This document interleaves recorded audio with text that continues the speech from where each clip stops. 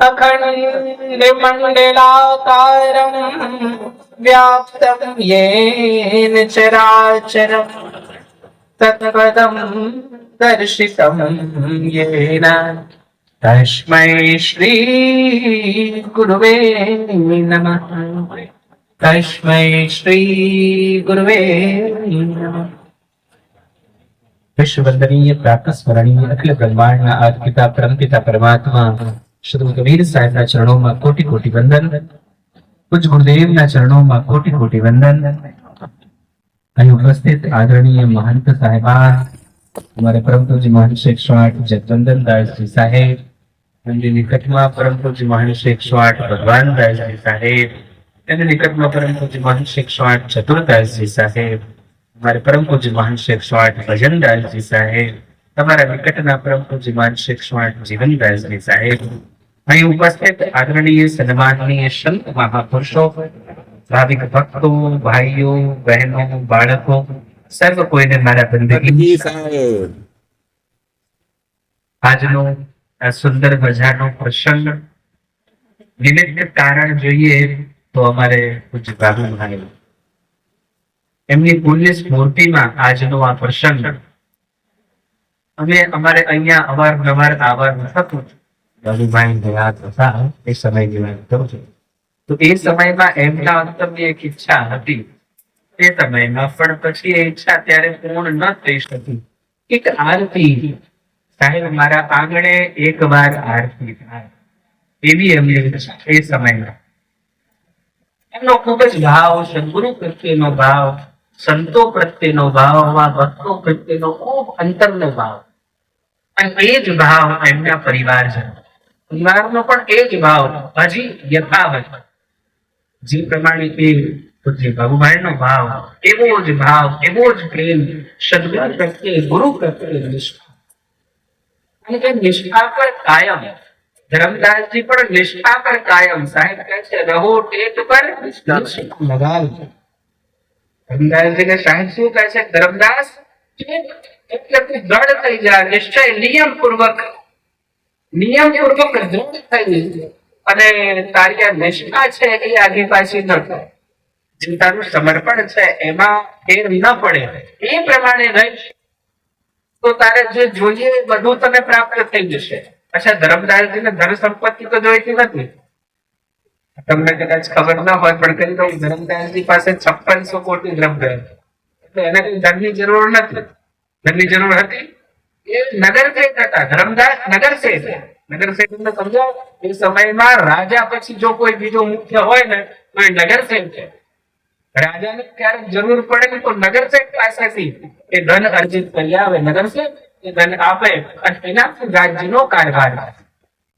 એવા ધર્મદાસ નગર શેઠ એ આજથી 500 વર્ષ પૂર્વ ધર્મદાસજી પાસે 5600 કોટી દ્રવ્ય, 5600 કોટી દ્રવ્યના એ માલિક હતા, એને ધન સંપત્તિની જરૂર નથી, એની પાસે બધું જ હતું, પણ છતાંય ધર્મદાસને કંઈક લાગતું, કંઈક તૂટે છે કરતા તો બધું પૂજ્ય ગુરુદેવે વાત કરી, ધર્મદાસજીની દુકાનની વાત કરી કે એને મળ્યા। સદગુરુ કહે છે આજનો પ્રસંગ બીજી રીતે પણ આપણા માટે મહત્વનો છે, અને એ છે કે આજે પૂનમનો અવસર છે। સદગુરુ કહે છે ચેત કર શબ્દ બારમાસી પ્રકરણ છે, એમાં સદગુરુ કહે છે ચેત કર મન મેં મૂર્ખ ગાફિલ ક્યાં સોતા।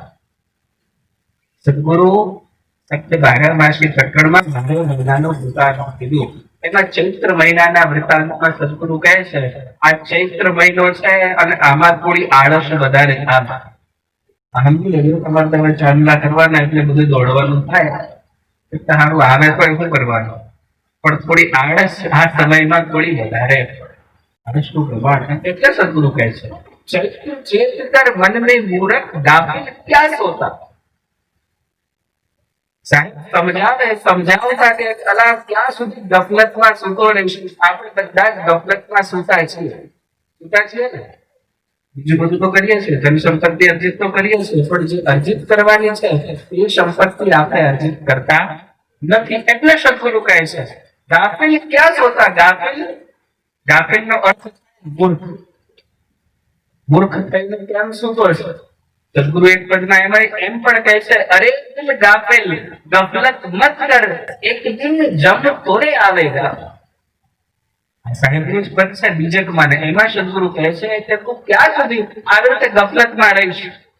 ગફલત એટલે ભૂલ ચૂક, એક ભૂલ થાય જે ભૂલ થઈ ગઈ હોય અને એક હોય જાણી જાણીને કરતા હોય એટલે ગફલત.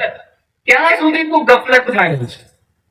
એ સદગુરુ સમજાવે, સૌદા કરને કો યા જગ આયા, પૂંજી લાયા મૂલ ગવાય. અહીંયા શું કરવા આવ્યા? તો કે સોદો કરવા.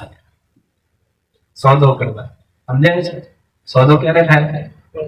મૂડી હોય તો સોદો થાય, કંઈક તો હોવું જોઈએ. સોદો કરવા માટે કંઈક જોડે હોવું જોઈએ તો સોદો થાય.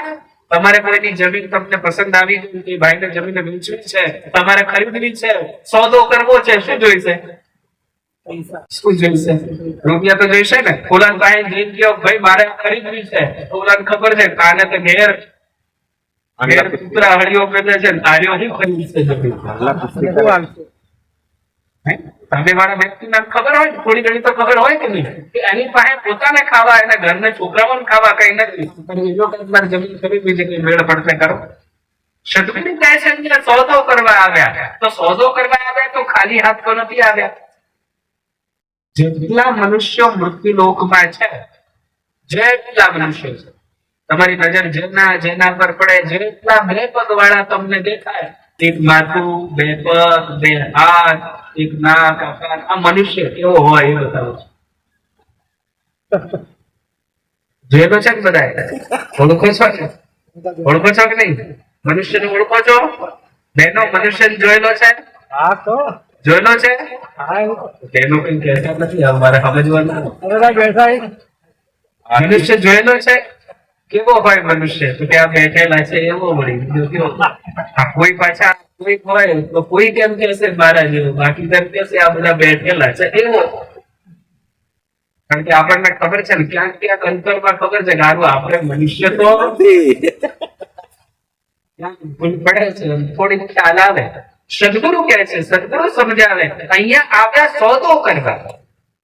સોદો કરવા આવ્યા. અને એ સોદો કરવા કોણ આવ્યું છે? તો જેટલા મૃત્યુ લોકમાં મનુષ્યો દેખાય છે, જેટલા મનુષ્યો, આ બધા જ મનુષ્યો અહીંયા સોદો કરવા આવ્યા. બધા જ મનુષ્યો, કોઈ બાકા બધા. અને સોદો કરવા આવ્યા તો એની પાસે કઈ કમાણી છે, કઈ પૂંજી લઈને આવ્યા છે. પૂંજી છે એટલે સોદો થશે. પૂંજી શેની પૂંજી છે? સત્કર્મની પૂંજી છે એની પાસે. એની પાસે કઈક સત કમાણી ભેગી થઈ અને એ કમાણીને ખર્ચવા, અહીંયા એ કમાણીને વધારવા અથવા તો એ કમાણીથી પરમ પદને પામવા કે અહીંયા મૃત્યુ લોકમાં આવ્યા. મારી સવારે ચર્ચા થતી હતી. સવારે ચર્ચા એવી થતી હતી, અનુરાગ સાગરમાં એવું વિધાન છે.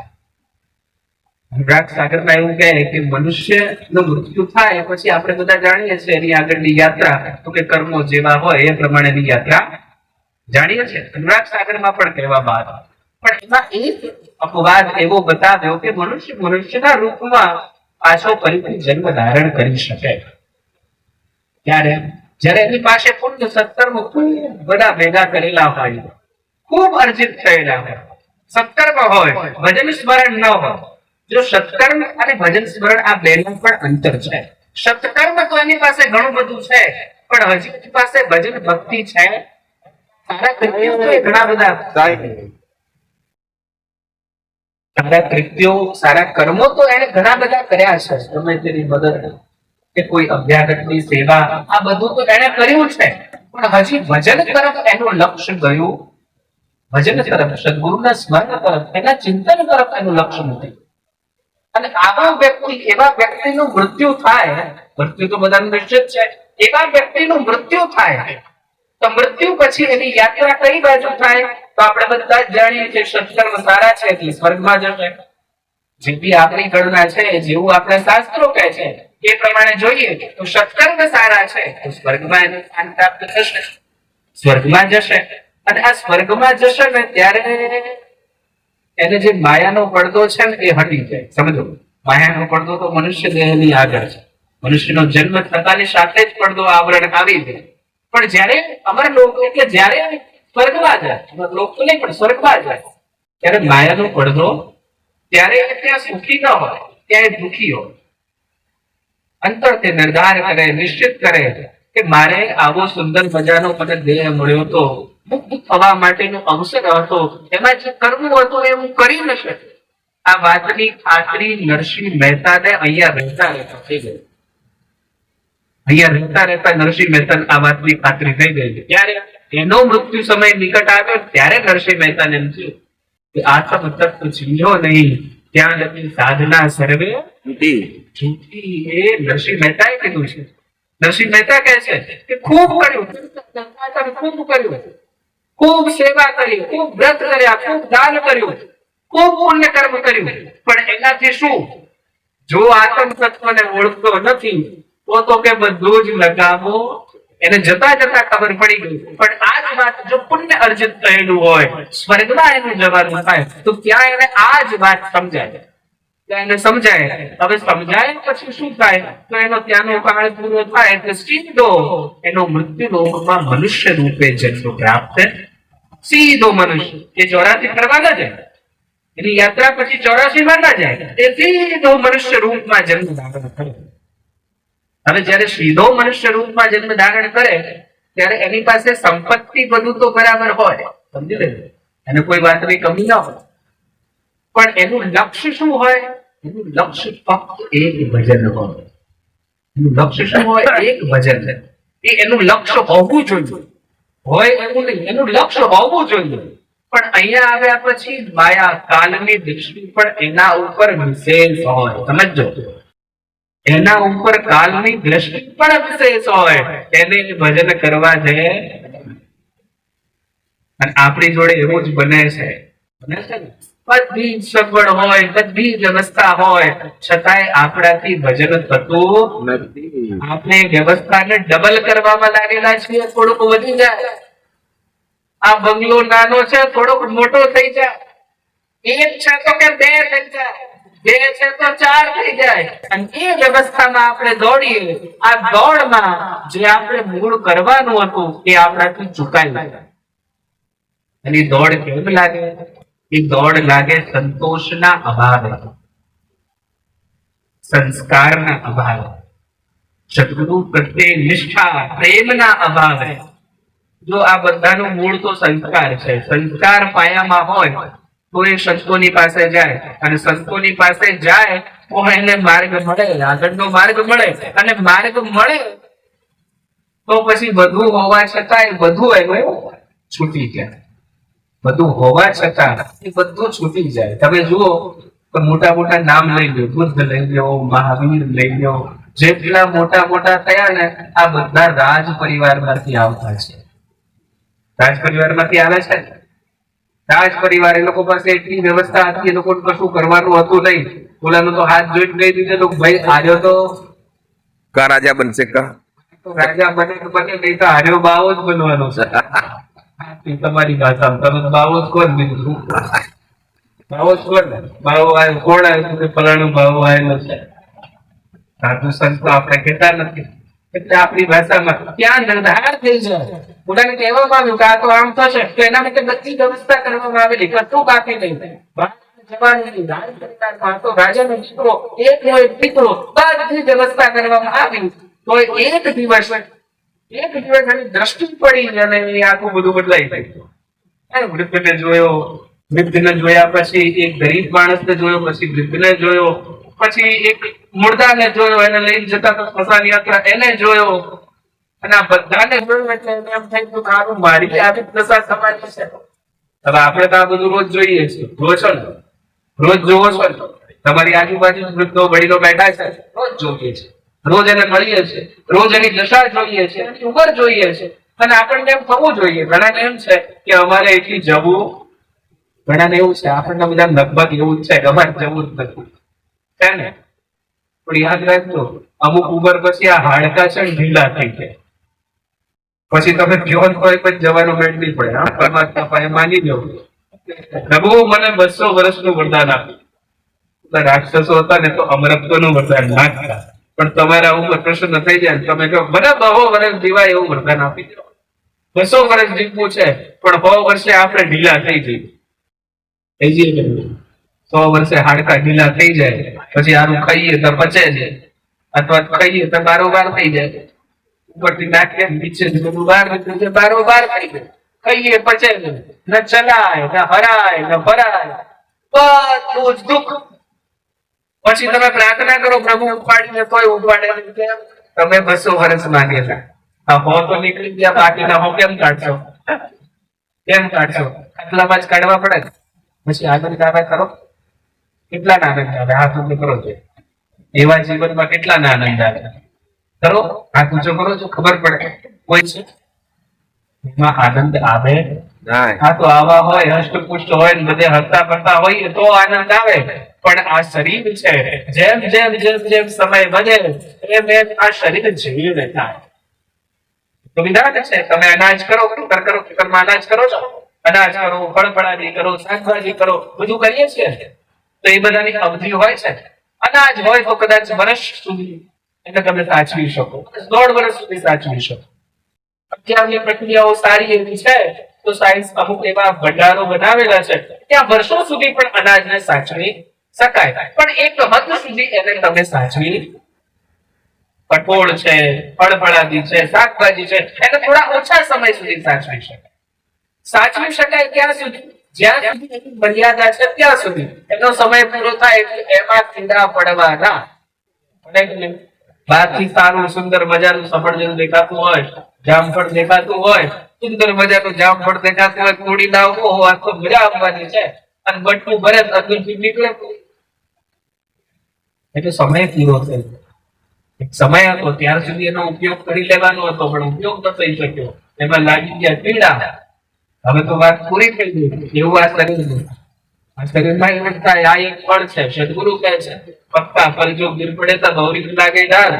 કહે છે ને, માનવ જન્મ અનુપ હે મિલે ન દૂજી બાર, પક્કા ફલ જો गिर પડા ગૌરી લાગે કે સાહેબ કે છે આ ફળ છે, ફળ છે. એનો સમય અવધિ પૂર્ણ થશે એટલે વાત એની પણ પૂરી થઈ જશે. સમય અવધિ પૂર્ણ થવા લાગે અથવા નિકટ જવા લાગે, અવધિ પૂર્ણ ન થઈ હોય પણ સમય નજીક આવવા લાગે તો પછી આ ફળમાં પણ કીડા પડવા, કીડા થવા લાગે, આયુ ઝીણ થવા લાગે, જૂનું થવા લાગે, અને પછી ગણતરી કરી લેવાની, હવે સમય ઓછો છે.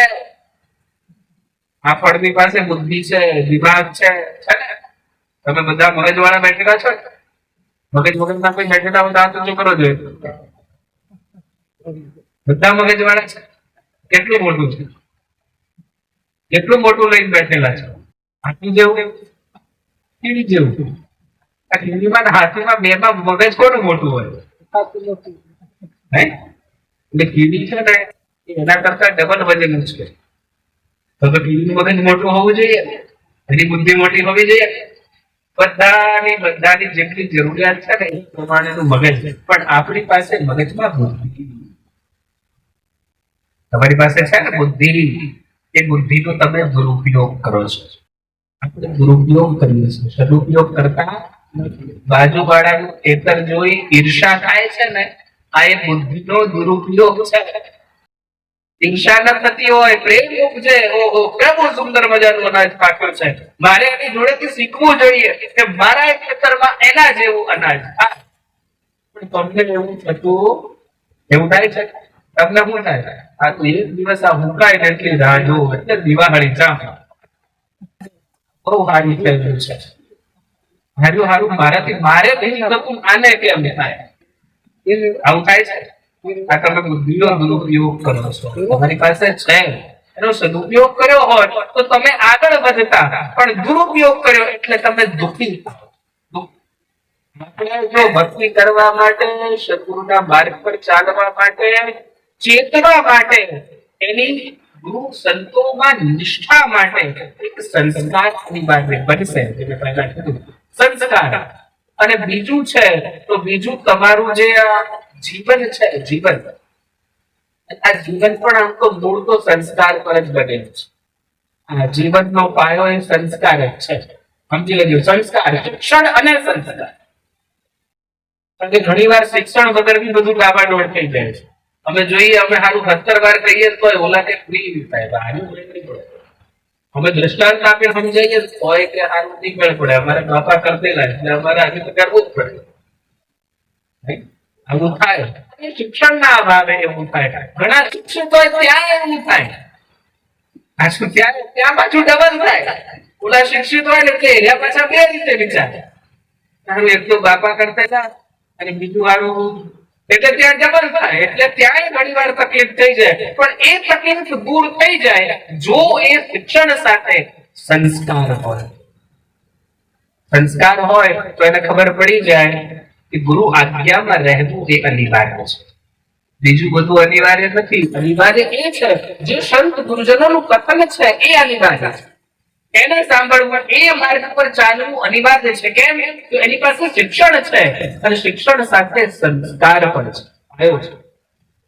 એ જો મજબૂત હોય તો પછી એને બીજું કઈ જોઈએ. તો પછી એની નિષ્ઠા દ્રઢ થાય અને પછી એનો માર્ગ સુદૃઢ થાય. પછી એને કોઈ રોકવા વાળો પણ બને. ગમે ત્યાં ફરતો હો, ગમે ત્યાં હરતો ફરતો, એને કઈ નડે. એ આ અવસર છે. આ અવસર, આજનો અવસર તમને એના માટે સુપ્રત થયો છે. એટલે આજના પ્રસંગે વિશેષ ચર્ચા તો નથી કરવાનો. હમણાં પૂજ્ય ગુરુદેવ પૂનમ કથાની વાત કરતા હતા. પૂનમ કથા તો એવું છે કે આપણે તો પૂનમ, હું તો કહું કબીરપંથી છીએ, પાઠે નથી કરતા. આમાં કેટલા છે જે નિત્ય પાઠ કરતા હોય? સંધ્યા પાઠ નિત્ય કરવા વાળા હાથ ઊંચો કરવો જોઈએ. નિત્ય સંધ્યા પાઠ કરવા વાળા 1-2 જણા, 2-4 જણા છે. આ 100% બેઠેલા 90% એ નથી. 10 જણા હોય તો કહેવાતું ને ભાઈ આ તો કદાચ હજી 10%, 5-7 જણા છે જે નિત્ય સંધ્યા પાઠ કરતા હોય. અને તમે કહો છો અમે બધા કબીરપંથી છીએ. કહો છો ને કબીરપંથી છો ને? બેઠેલા બધા કબીરપંથી છો ને? સાહેબના માર્ગે બધાએ કંઠી પહેરેલી છે. કોઈના ને કોઈના પાસેથી કંઠી ઉપદેશ લીધેલો છે. પણ હજી તમને સાહેબ વિશે કોઈ સમજ છે? સમજ છે? આ તમને એ ખબર છે કે રામજી રામ સેતુ બાંધેલો? આ તમને ખબર છે ને? રામ સેતુ બાંધેલો, પણ કોની મદદથી બાંધેલો એ તમને ખબર નથી. ખબર છે? તમે કહો કે ઓલા નગવીલ હતા એની મદદથી બાંધેલો, પણ જરા ડિટેલમાં જાઓ. એ નગવીલ કોણ હતા? તો એ સાહેબના શિષ્ય હતા. એ સમયમાં મુનિન્દ્ર ઋષિ થઈ ગયા. સાહેબ એ સમયમાં મુનિન્દ્ર રૂપમાં હતા. એ મુનિન્દ્ર ઋષિ, મુનિન્દ્ર સાહેબ, જે સાહેબ મુનિન્દ્ર રૂપમાં હતા, એના બે શિષ્ય હતા, નલ અને નીલ. એ એના સાહેબના શિષ્ય, અને એના માધ્યમથી એ બ્રિજની એ પુલની રચના થયેલી. પણ એ કોને ખબર છે? ખબર છે? હમણાં ઓલા ગાતા હતા ને આરતીમાં, આરતી ગાતા તો તમને ખબર છે ખરા? એમાંના કોઈનું નામ તમે જાણો છો ખરા? ધર્મદાસ નથી ઓળખતા, જેની પરંપરા છો એને નથી જાણતા. જાણો છો? ધર્મદાસ આપણે જાણતા, જે કલયુગમાં થઈ ગયા ધર્મદાસ, એના વિશે પણ આપણને પૂરતો ખ્યાલ નથી. એટલે કહું છું સંધ્યા પાઠ હમણાં છે ને તમને અહીંયાથી પુસ્તક એમણે તો બહુ ટાઈમથી બધું છપાવી રાખેલું. એ પુસ્તક એટલે પુસ્તકમાં સંધ્યા પાઠ છે, ગુરુ મહિમાનો પાઠ છે, એમાં પૂનમ વ્રત કથા પણ છે. એ બધું એ પુસ્તક, આરતીના ભજનો છે, બધું છે. નિત્ય સંધ્યા પાઠ, જો સાંજે સમય હોય સંધ્યા પાઠ નિત્ય કરજો. સવારે સમય મળે ગુરુ મહિમાનો પાઠ કરજો. ગુરુ મહિમાનો પાઠ નિત્ય થવો જોઈએ. તમને ખબર તો પડવી જોઈએ ગુરુ છે શું, ગુરુ તત્વ શું છે.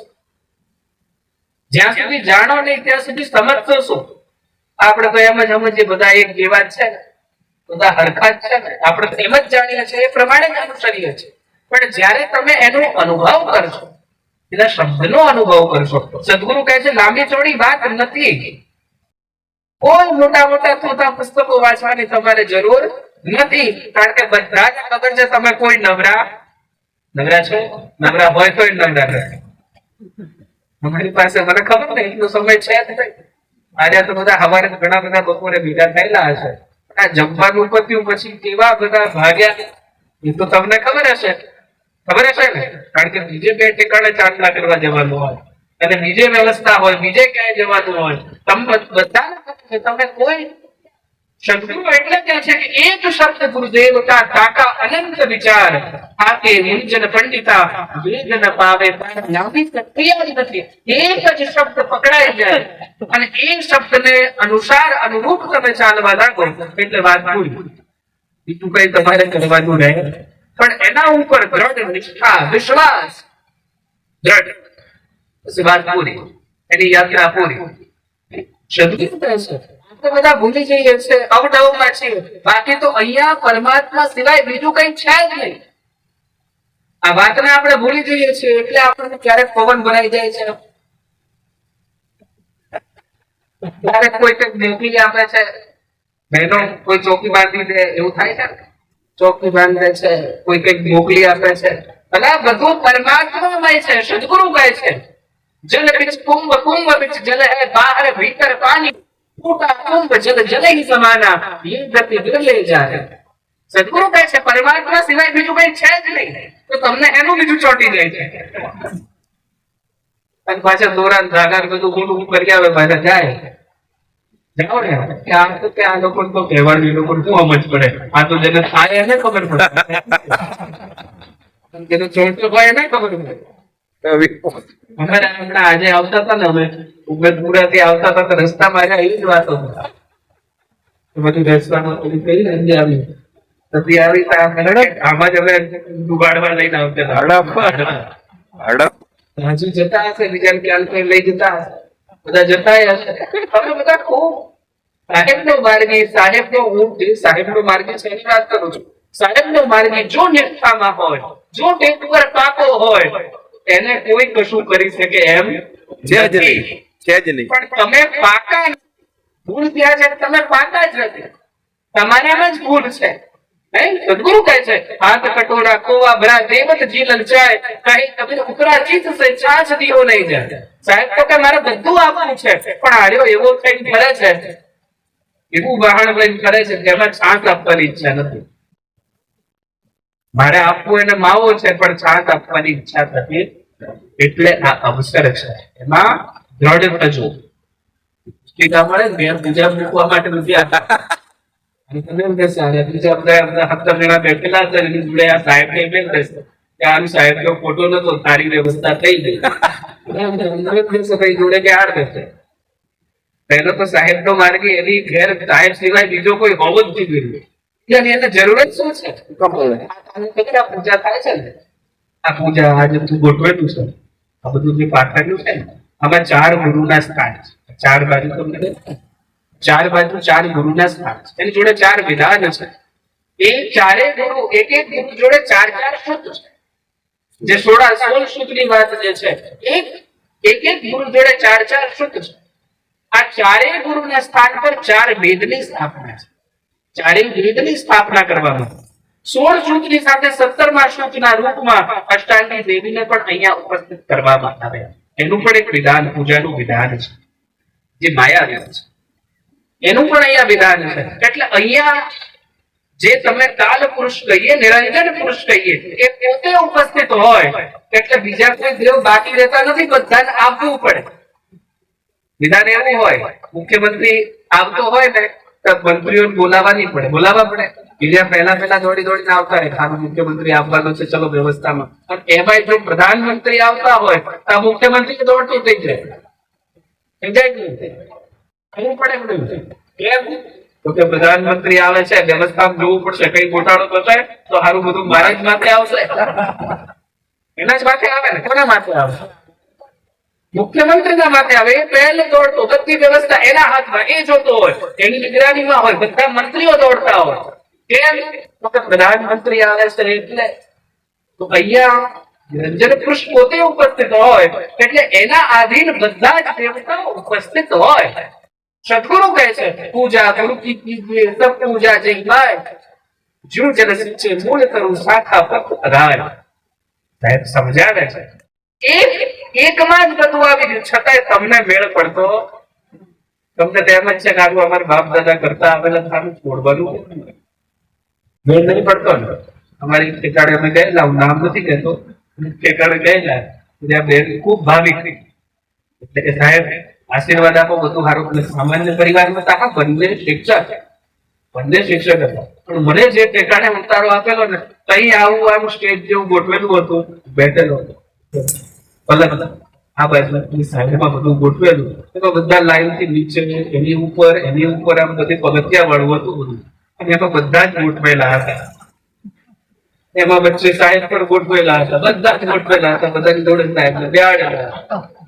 મેં કહ્યું જો બધું સારું થઈ જાય પણ આયા બધા મિલતું જવું તો સારું થાય. આ બધા થઈ જાય સારું થાય કે ના એ તો સાહેબ અમારે બધા બળવા કરતા કેવા ને. સાહેબ કહે છે બંધે को बंधा मिले छूटन को उपाय कर सेवा निर्बंध की तो पल में लेत छुड़ा. પણ તમે એમ છો ખારું નિર્બંધ પાસે જઈને પાછા બંધાયેલા પાસે જાઓ તો પછી ભેડ પડે ખરો. પછી તો બંધાયેલા જ રહેવાનું, અહીંથી છૂટવાની વાતો કરો અને બંધાયેલા પાસે ફરતા રહ્યો તો છૂટાય ખરું. એમાં ફસાયેલા છે, ફસાયા આપણે છે. જો માર્ગી છીએ તો પાકા બનો, જેના પણ બનવું હોય પાકા બનો. હું એટલું નથી કહેતો કબીરપંથી છો તો સાહેબના પાકા માર્ગી બનો, અને બીજા કોઈ ના હોય તો એના પાકા બનો. પછી બધે ગોળ ગોળ ભેળસેળ કરવા મજા નથી. ભેળસેળ કરવા મજા કરી આ તો જેને ફાવે એને જ ફાવે ભેળસેળ વાળો. આ નહીં તો પછી બધું બહાર નીકળી જાય. આપણે એવું કરીએ છીએ. માટે આજના પ્રસંગે વિશેષ ચર્ચા ન કરતા એ પુસ્તિકા આપવામાં આવે એના પાઠ વગેરે છે, નિત્ય પાઠનો નિયમ કરજો. આ જીવનને સાર્થક કરવા પ્રયત્ન કરજો. તો બાબુભાઈને એમ થશે, બાબુભાઈ દુતા છે તો એમને એમ થશે કે ના અરે આ બધા છે મારા પરિવારજનોએ જે કંઈ કર્યું એનાથી કંઈક તો સુધાર થયો, કારણ કે એમનું જીવન એમાં જ નીકળેલું સુધાર કરવા માટે. જીવન એમનું એ જ હતું. ભલે એમનો સહારો હોય, એનો સહારો જેમ ચૂંટણીઓ વાત કરતા એમ થોડોક સહારો એમનો રાજકારણનો પણ હતો.